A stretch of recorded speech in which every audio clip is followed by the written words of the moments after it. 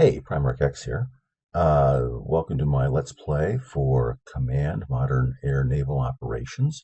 I'm going to be playing in the Basic Training Air Operations 1983 tutorial for this game.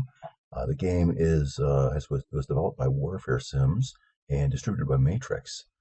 This is a great game. It's got essentially one-to-one units. It's got a real-time scale, so you're playing in real time with time acceleration. You have a map surface, which is the globe, which is unbelievable. Holy cow, is that cool? This is using open source topography information, and it's pretty high fidelity. I love it. And we're looking at the air warfare tutorial today. As I said, basic air training, air operations, 1983.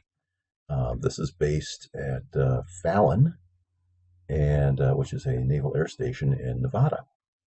Let's take a look at the scenario description. So here it's saying Carrier Wing 15, CVW 15 versus Red Forces, the 20th of February 1983. NAS Fallon, and looks like we are tasked with doing a little bit of workup. This might represent the day in the life of a carrier air wing preparing for deployment. All right, cool, in 1983. So let's take a look at our side briefing. So the first one was just telling us what the scenario was for. This is actually a briefing for the side we're playing, and we are playing the Navy. Orders for Commander Carrier Air Wing 15. Situation, red targets are located at B-17 bombing range. All right, so I'll have targets down here. Bombing range is an elevation of 1250 meters, and there's lots of different targets to shoot at. MiG-21 and MiG-23 fighters, SA-2 and 3, SA-6 SAMs, various types of AAA, and long-range early warning radars. Missions, looks like I have to suppress some enemy air defenses, do some fighter combat, do some strike operations. All right. A minimum of 20 ground targets must be destroyed. You have 4 hours to complete the mission. I can probably cause that much mayhem. All right, Alpha Strike, information, readying aircraft. We'll get into this in my Let's Play without having to read any of the rest of it. So my mission parameters are destroy 20 ground targets. Let's we'll activate time. And the clock just stopped again as they put a pop-up message here about readying aircraft. And as we can see, here is let's take a look at our targets. These are our targets that we'll be dealing with here in the B-17 range. Now, we also know that aircraft, I don't see them yet, because I don't have any sensors active that can see them. These are targets that I have, information about before the mission. So these would be things that were on a satellite map or something like that. Large building, industrial site, hardened aircraft shelters, tarmac spaces, a runway, access points, avgas bunkers, hardened aircraft shelters, bullseye target, strafe target, and the important things to me, Tall King P-14 radar, which you can see is a maximum range 320 long range air search, which can give heading and range information and speed information, but only two-dimensionally. It won't give my aircraft's altitude. So this is a large early warning radar system that will help guide its other air defenses, which here includes SA-2F regiment. There are 11 elements to this regiment, and by just looking there, you see there are 11 sub-elements. This is one unit, but inside there are 11 virtualized elements that are within this vehicle component dispersal radius of 75 meters. So there are actually 11 separate little aim points inside this radius that you need to plan on hitting. So if you're using point weapons like Mavericks and the like, you might have to shoot 11 times to kill each one. If you're using cluster bombs that might spread out over a 75-meter radius, you might get everything with one single cluster bomb. Or you might not, and there'll be a few more elements that aren't destroyed every time a weapon hits. We have six SA-2F guideline rails. Capacity 1, so 6 shots essentially. A spoon rest radar, a few grails, and fan song radar. All right, so I think one of these is an acquisition. I think the other one is a guidance radar setup.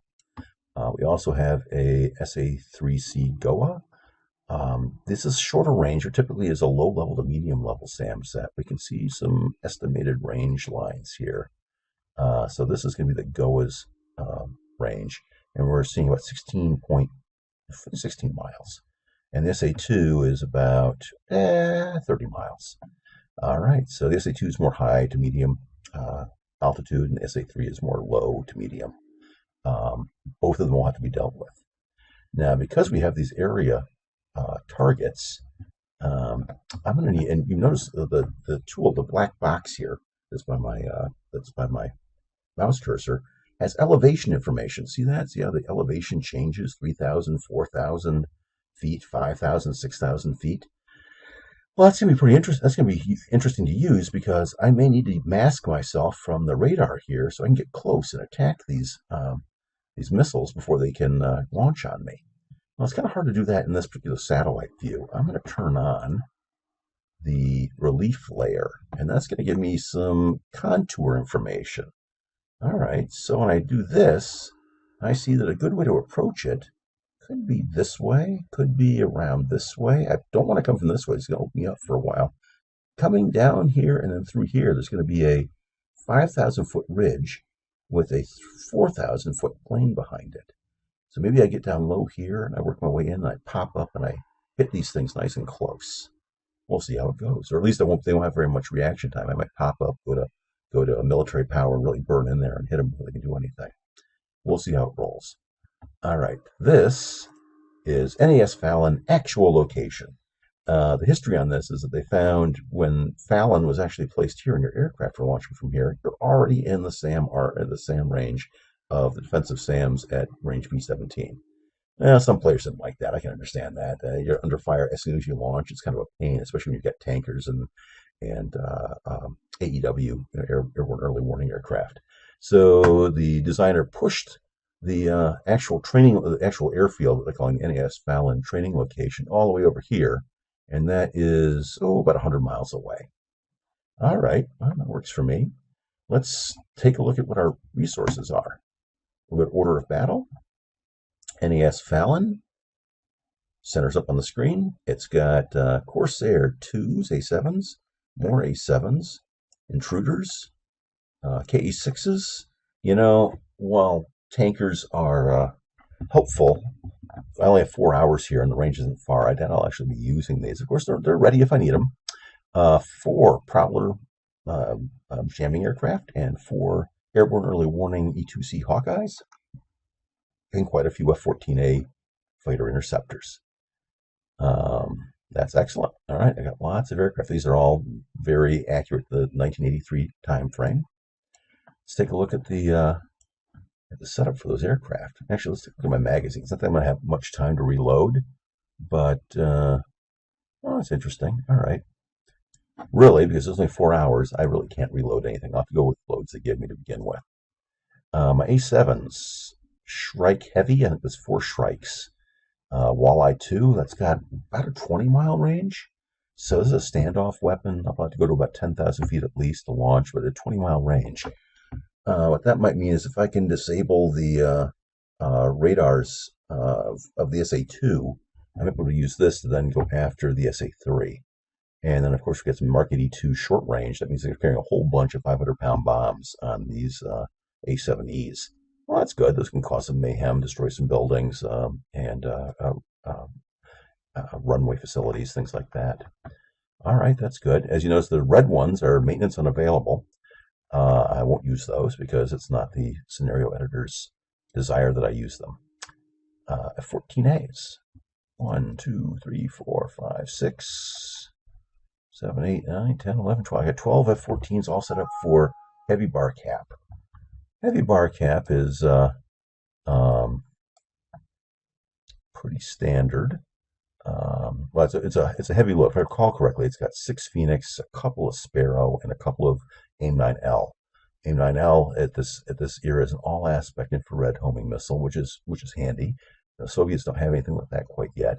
And of course, the AIM-54A has got a very long range, outrange just about anything, maybe south of a big 31 at this point. So I like what I see there. All right. A6Es, again, some Mark 82 loads and some laser-guided bomb Mark 84 2,000-pound bomb loads. Cool. All right. These would be helpful to do things like maybe, no, remember we saw some hardened aircraft shelters. These aren't bad things to go after some of those. Just depends. I'll have to destroy 20 targets. We'll see. These are pretty much guaranteed to destroy lots of lighter targets, and maybe it takes a couple to destroy some of the hardened ones. We'll see what my options are as I get closer with the strike aircraft. I won't launch these until later. K6. These are tankers. I got a couple of tankers ready to roll. Don't think I'm going to launch any to begin with because I'm only 100 miles away. E2s. A couple of E2s are ready. Airborne early warning loadouts. The other two aren't ready. That's good. And Prowlers, a couple of Prowlers just with a jamming loadout. Right, I can live with that. First thing I'm going to do, my strategy in this case, since I know there are going to be aircraft down here, they warned me of that in the briefing, is I'm going to run a fighter sweep.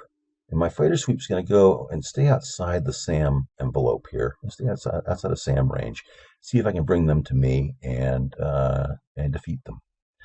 To do that, I'm going to use some two-ship fighting pairs of F-14s, and I'll launch a pair of those right now.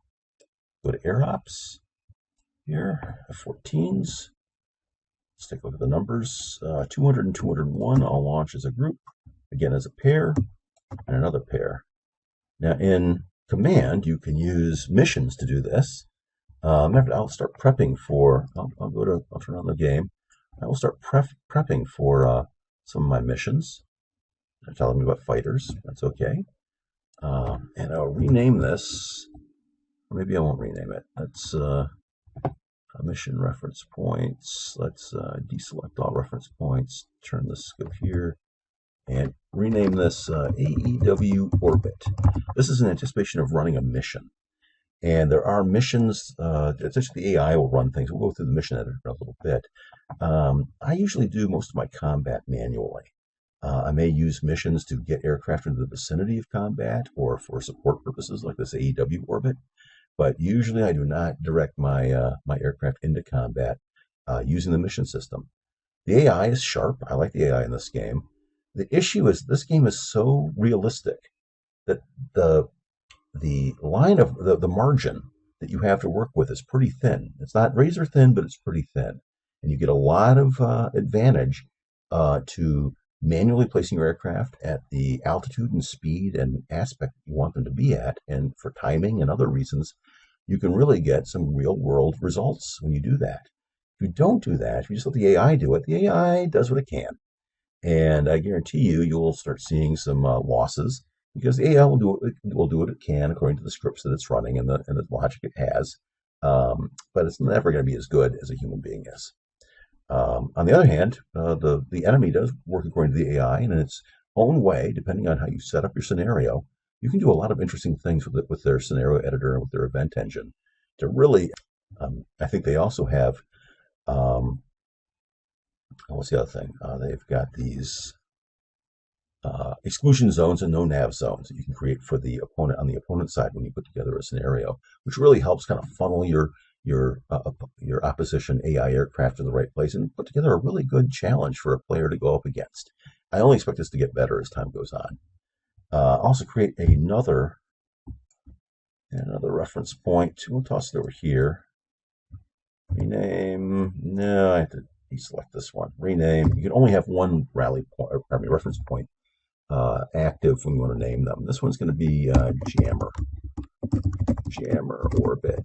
So when I decide to launch my jammers, I'll assign them to missions over here by the Jammer Orbit. I'll just move this point around, and the aircraft will follow it.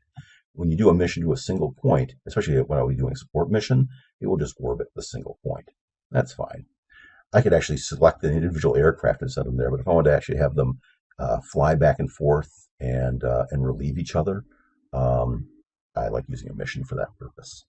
All right, let's see the status on our aircraft. We have 6872. That means 4 aircraft are currently unavailable, and they are unavailable because they are taxiing to take off. All right, let's do a little bit of time compression here. We'll launch our aircraft. All right, 2 minutes. Taxiing to take off. So these are using 4 taxi points. They might be runway access points, things like that. I think it's dependent. Phase 2 air-to-air combat. I'll take you through that. Three are taking off, and the other one is still taxiing. It's at 0. I think it's because there's only 3 spots on the runway at this point. So 3 aircraft are taking off. One is sort of waiting on its taxiway to take off. And once this taxiway clears, all right, so 3 just launched. And as they launch, they immediately get some spikes on their ANALR 45 compass tie radar warning receiver. All right, I'm picking up some contacts. Let's see what we got. Yeah, got a couple right down here. Radar, fire control radar, air-to-air radar, short range. Interesting. Another thing I'm going to do is 275 is still forming up. That means that last aircraft here is probably part of that group. I have to wait till he takes off before I actually start utilizing this group. But group 274 is ready to roll, and it has 2 F-14As. I'm going to rename that group. And yeah, it wants to name. I have to select 2 reference points now. And now when I hit name, I can name a group. I usually name things based on their name, the name of the platform, and what they're doing. Right now, this is the fighter unit, and how many in a sequence there have been. So this will be the first one. I'll call it 1. Tomcat Fighter 1. I'll give them some orders, and I'm going to plot a course. We'll start plotting a course. Well, I will plot a course. Hello, why can't I plot a course? Let's go back here. Fighter 1, unit, plot a course. There we go. I'm going to plot a course this way. And I am going to unit orders, throttle and altitude. 3,000. Let me get about 4,500 feet. He's not going to go any higher than 4,500 feet. The reason I'm doing that is I want to stay off of radar. 41, whatever. Here, I'll click on this, and then I will hit my up-down arrows. Up-down arrow takes me up by various numbers. There, good enough. 4970. We'll keep them at loiter until the second pair is ready to go. And while we're doing that, we'll go over to the second one. We'll rename them Tomcat FTR 2. Now, they're not formed up yet, but I've renamed them. One thing I will do is unit orders. I won't give them a course, but I will set them to the same standard. They're going to go to about 4,500 feet. There we go. And they'll be at loiter once they're ready to move. It should tell me. I've had several events fire. I don't know what that does. It's just, so you can turn this off too. You don't need to know what's going on in the event area, but they provide this if you want it. Speaking of which, I should probably do a couple of things in the game to prep in playing. So I will get rid of the message log. I wish there was a hotkey for that. And I'm going to go to game. I'm going to do my side doctrine and ROE. And here, because I'm doing so many things manually, I want to turn off RTB Winchester. That means that when you're low on your primary ammunition, it'll return you to base. Well, I'll take care of that. I'll send my own units back to base. Automatic evasion? No. I will evade on my own, thank you very much. And I'll just set refuel to no for now. And I will maintain everything passive until I tell it otherwise. Now, any unit that's inheriting will inherit from the side. I think the side goes to the airbase, goes to the unit that's launching it. So if we check Fallon and we take a look at its doctrine and ROE, we're going to see it inherits. So it's going to pass that through to the units it launches. Same thing here. Now, the units I just launched, Fighter 2, they're going to have an issue because automatic, no, RTB Winchester is saying it's inherited. Well, that's nice. I will do it explicitly and say no, even though I'm inheriting it, and no again. And I will go here to Fighter 1. Yeah, I'll wait for Fighter 1. All right, off we go. More bogeys are showing up. Again, these are passive contacts, a whole bunch of them. 1, 2, 3, 4, 5, 6, 7. 7 or so are showing up. I'm even getting, sort of an estimate of what their radars look like. But I don't know exactly what they are. I could tell you, let's take a look. I could tell you on the contact report. I'm not getting an exact type of radar, so I really can't tell you what sort of aircraft these are yet. But when we start to narrow that down, I can start to get a better feel for the type of aircraft I'm up against. All right, we're going to go take it out of 15 seconds. And we'll redo this. We'll go back to Fallon and see what the status. We still have one aircraft that's launching. Taking off. Another minute and 20 some seconds. We'll let it tick down in the background. As long as we're doing this, let's launch this last pair, get them in the pipe, and launch them as a group. They're taxiing. And let's also get an E2 up. And we will get a EA6B up. All right, so they're in the pipeline. Once they launch, I'll assign those two to an orbit. What do we have here? Tomcat Fighter 2 is now still forming up, and Tomcat Fighter 1 is on the way. Tomcat Fighter 2, his altitude is really going. I thought I fixed his altitude. I did. Yo, pay some attention. Listen to me. The reason I want it there is I'm within radar range of this P-14 that's down here. And it's not paying attention to me until he forms up or something. That's ticking me off. All right, well, that's kind of dumb. Once he's formed up and ready, maybe then he'll accept my commands. But until then, he's just ticking on up, which means he's going right up into radar range. They'll know I'm here, and these fighters will start moving my direction, I'm sure. Great. All right. Well, devs, if you're listening, please fix this. I don't want my guys shooting for the top, shooting for the sky as soon as I launch them. I want some control, especially when they're within enemy radar range. I need to be able to manage my own detection profile, and this is not helping. All right. Picked up a VF-111 Sundowners. Picked up a mobile unit. And a mobile unit, here. It's a mobile unit, not much known because we just picked it up, but fire control radar, short range.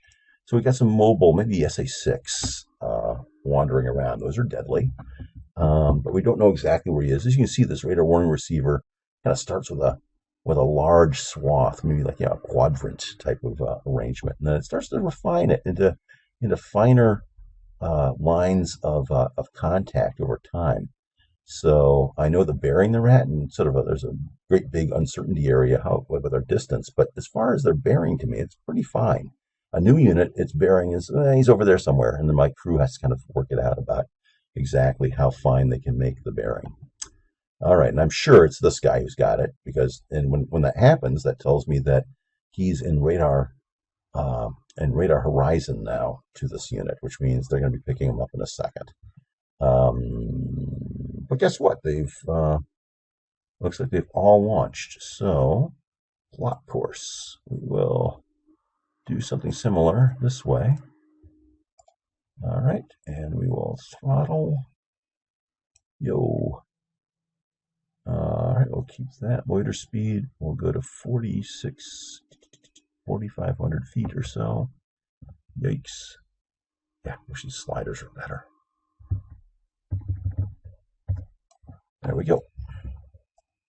And off he goes. And you see he's still gaining altitude. What is his problem? Why is he gaining altitude? Well, unassign and do what I freaking told you to do. All right. He's still climbing. I don't know why he's still climbing. That's crazy. All right. Well, let's get that and that. Turn this off. And now he's going down. Well, that's the dumbest thing I've ever seen. All right. Well, now he's going to where I assigned him. You guys saw that, right? I mean, I go here and I go throttle altitude, and it was unchecked before. When I unchecked it here, then he started to follow my orders. Well, that was kind of stupid. All right. Well, now he's following my orders. Thank goodness. I have two pairs of Tomcats. Another one launching. And these guys, you can probably go to cruise now. 405. Not the fastest cruising aircraft. They got those TF-30 turbofans. Real efficient engines, but not the greatest cruise speed. Oh, look at this. This, when I select that, that's the second aircraft in this group. They're not exactly paired up properly. This is sloppy too. These two should be right on top of each other, and yet they're not. And I'm not sure why, because I did not plot a course for them until they were actually one integral unit. These guys are right on top of each other. Why isn't that the case with these guys? That's a pain in the butt. All right, here we go. Off we go at 4,900. Just slowly make our way. Remember, you see down here, my spikes on these are getting old. That's because I fell down below the radar horizon again. All right, I'm hoping to get a little better fix once I get my AEW up. And that is going to be taxi and takeoff. A few minutes yet. That's okay. We'll be sneaky, because if these guys are reading the radar, I will see their, as they get close, I will see their radar signature. However, I'm currently sneakily sending my two pairs of F-14s to the south, which is what I want to do. A little bit of 5-second compression here. These guys can take care of themselves to some degree. All right, I've given them a little bit of separation.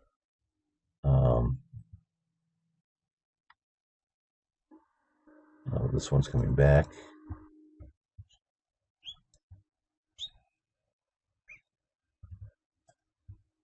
All right.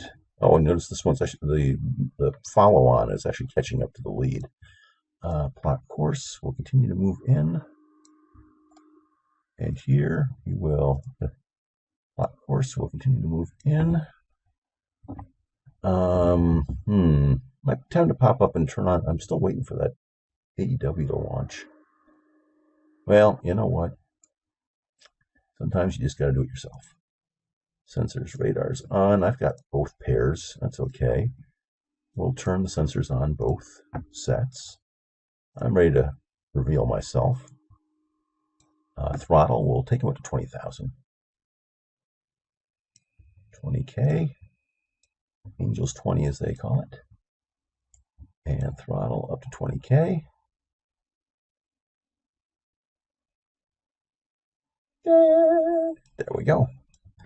All right, 405, they're at cruise speed, radars, let me double check, active, radar, double check, active. Now notice this kind of spaghetti mess. Look at all these lines. I want to simplify these lines. So I'm going to go to map settings and merge range symbols. All right. Now when you select these guys, you can see this is the radar arc of the APG, probably AWG-9 probably.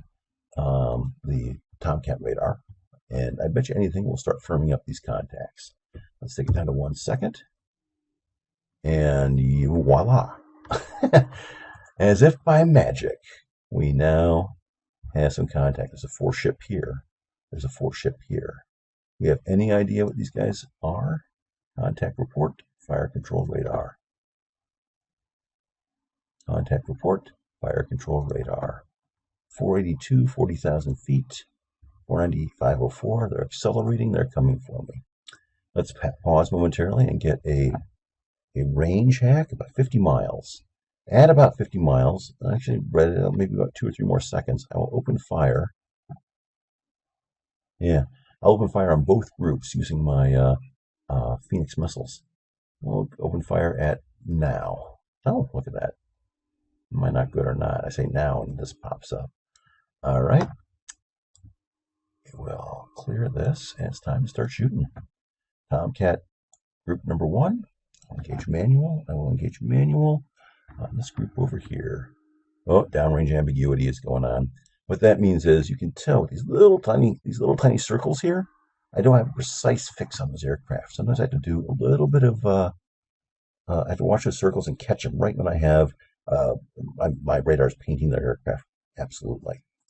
There, like that. I just hit start and stop, and I've firmed up these contacts now.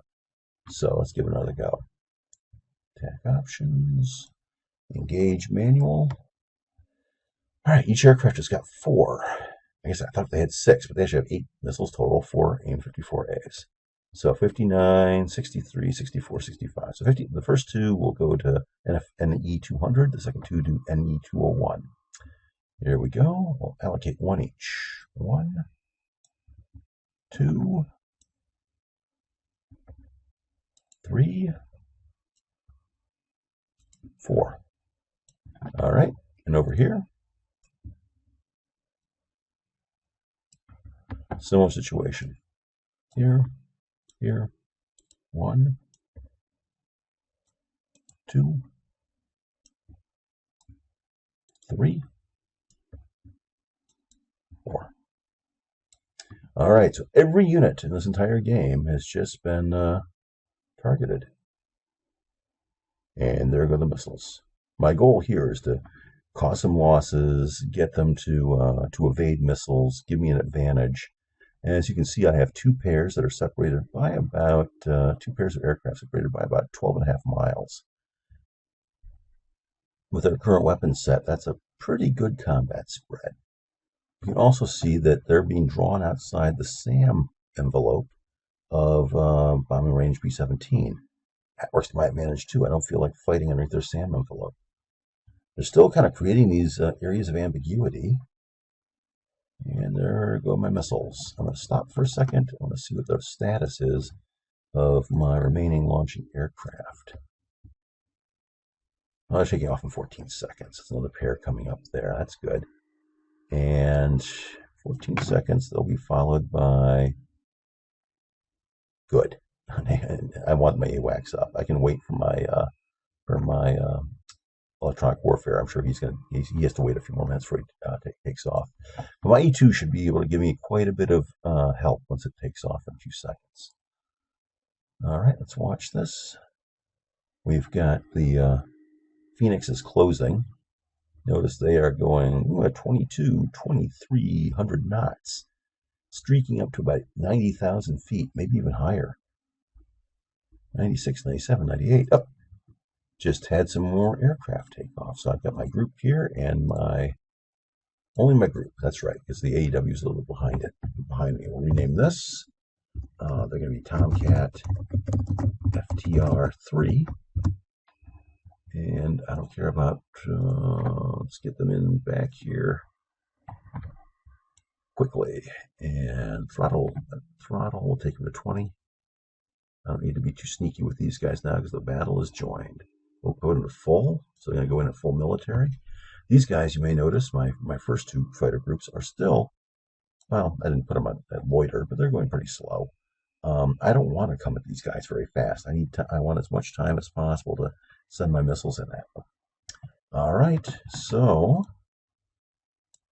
and we have a little bit of backup coming. So right now I've got a group of 2 against these guys and a group of 2 against these guys. I think it's going to be a slaughter.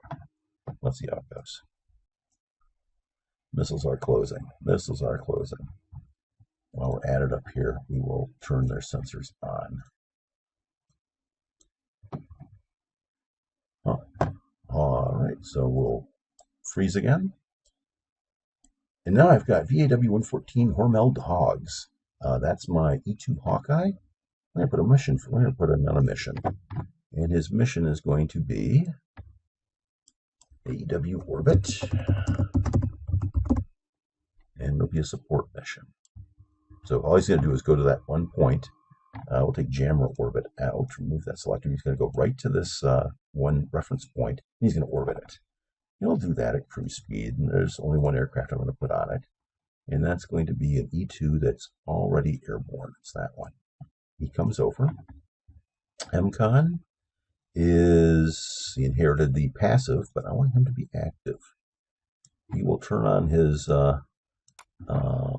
ANAPS 125, air search, altitude info, heading info, range info, speed information, surface search, 3D long range, 250-mile range aircraft. He also has a very sophisticated ANALR 59 ELINT set, which will help me determine what I'm up against here. Oh wait, I think we have already done that, because I'm starting to get information now about the type of radars. So, thank you, gentlemen. That's clear, and we will see here, these are Hilark. Hilark is typically a MiG-23. radar, and indeed it is a MiG-23. They have Soviet Union 1983. They have the A-7 Apex missile, semi-active radar homing, range of 24 miles. This is why I'm using my Phoenixes at this point. I want to maintain that range advantage and kill them before they can launch. What kind of infrared missiles do they have? Close-in weapons. Aphids. Now I know that the earlier aphid model here is a rear aspect missile only dangerous from the rear. So I have to be careful I don't get on my tail. Over here, Jaybird. It says Jaybird. That is going to be a MiG-21. So could be Soviet Union to 91, 73, 91. This Jaybird, they are using AA2. That's a radar, right? That's a radar guided ATOL. I'm not afraid of that. 4-mile range. And anything else? AA8 aphids, again, rear quarter anti-aircraft AAMs, air-to-air missiles. Again, don't let those MiG-21s on my tail. Well, they're pretty agile, so I'm going to need to be careful that I kill them all as soon as possible. So over here, those are MiG-23s. Over here, MiG-21s. All right. Yeah, support missions already happening. You may have noticed there's blind things going on here for a second or two, well, 0.3 seconds. These missiles did not know where to go. These targets were not being adequately painted, but they are now adequately painted. This notation doesn't go away, which I think is kind of silly even though they are painted. And these are now going active. This is a semi-active radar system that sends the missile to a certain point and then turns on an active radar system. Once the radars go active, we are free to maneuver as we wish. And we have to worry about maintaining a radar contact on our targets. Let's see this missile's way out of position. I have no idea where those two are going. What's going on?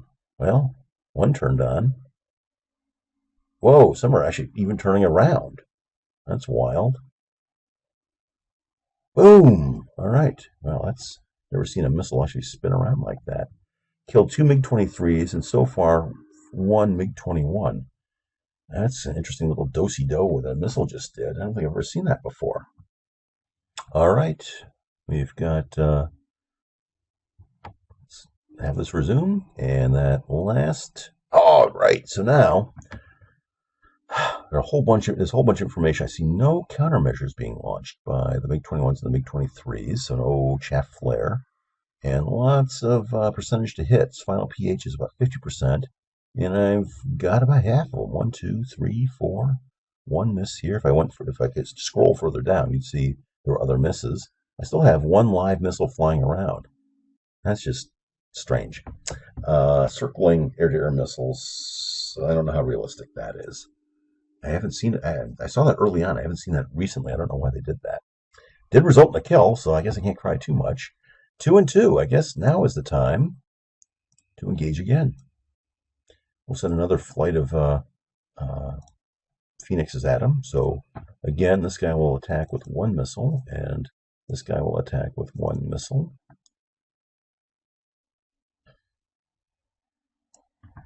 And over here, these guys will set up to attack their respective targets with 1 missile each. Reason for that is it leaves me some options. I still have another Phoenix if I need it, and I still have Sparrows and Sidewinders. All right, my courses are still looking good. I will extend this a little. I hate it when that happens. So what I usually do with aircraft and tactical situations is I actually use a single waypoint course. And I use this as a stick. I'm like, go over here, take a left-hand turn, whatever. So I'm going to sort of angle him off over here, take him, make my single waypoint stick, and angle him over here. And let's go. All right, missiles are launched. These continue to close. You see the notation 1 by each aircraft. That means there's 1 weapon targeted at each one of them. All right, here come those missiles. Our range right now is 27 miles. Range here is 26 miles. Now we're getting close to being in AA7 range by these MiG-23s. They launch, they still have to guide them in using their illumination, the illuminators on their radars, which means if I can kill them before their missiles strike, their missiles will go stupid and they'll be out of the fight. So I have an advantage that I have an active weapon here. They just went active. Let's see if we can kill them. Come on. Boom! I got one. All right, so I'm down to one. Attack options. Guess who's getting a Phoenix for each one of my aircraft? All right. Let's see what happens. Okay, we see here 30. MiG-23G's maneuver. I hit two. Unless they hit at exactly the same time. Maybe they hit the same target. All right. Somehow they maneuvered in such a way that my active homing missiles went onto the same target. See what happens here. Up. He just launched a missile. Boom! All right, so I have to hope that my Phoenixes get to him before his AA7s get to me. That's a risk I'll take. Let's double check and make sure that I'm not going to start automatically evading, because that might break my my sensor condition. Yeah. Active. Yeah, so I turned that on already. I probably did from that other control panel. I'm just making sure that it's all set up. And got it. Here we go.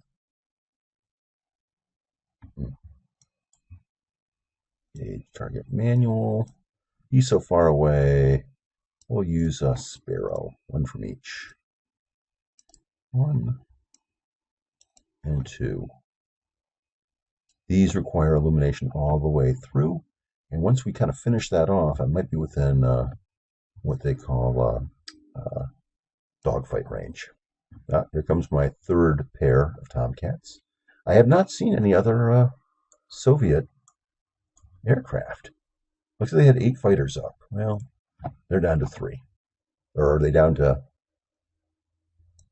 They're down to 2. That's what I meant to say. They're down to 2. Here we go. Here come my Sparrows. You can see the illumination arcs coming in here. I'm not sure why you don't see illumination from here.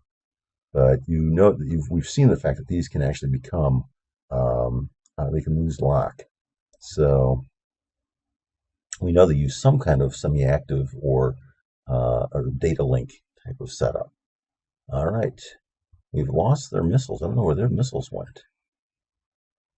Where are your missiles? How fast are you going? Oh, he's turning away anyway, which is great, because if we had semi-active missiles that were here, they're already counting down, because his missile cone his missile area of regard is here, and I'm now out of it. So just by firing at him, I've caused him to waste his radar homing missiles. At this point, throttle, we'll go to full. I want to close on this guy while I can. If I miss, that's okay. I'll follow up with a quick volley of Sparrows. Come on, come on, come on, come on. Boom, we got him. All right. So consider the flight of MiG-23s to be handled. We'll head down here to back these guys up, and we'll be at full speed. Meanwhile, Fighter 2 has got a pair of Sparrows heading in at that last MiG-21. See resolution in just a second. Come on, come on. He's turning. Yeah, he's kind of in a bad spot. Nope. Boom! And the air threat is gone. Well, my fighter sweep was pretty effective. I don't see any other red aircraft flying around. See, I rolled pretty well. That's nice. I had a miss, only 40% to hit. That's yeah, I did pretty well there. The Phoenix actually has a better chance, full 10% higher. And the Phoenix was developed to go after backfire bombers. Was not known as being the most agile of weapons, but you can see there's a well, of course, the AIM-7F is not known as being the most agile of weapons. Not till you get into the fully digital Sparrows that you really get some really good accurate Sparrows. So I'm happy with that. We'll clear off that. And we have now achieved my objective. My objective has been fighter sweep to go through and clear this out. Now, bomber range 17, B-17, is open to my strike aircraft. And that will be the subject of my next Let's Play. All right, thank you. Stay tuned. I'll see if I can put a link in here for the next stage, which will be defense suppression. And I welcome you to check that out. All right, take care.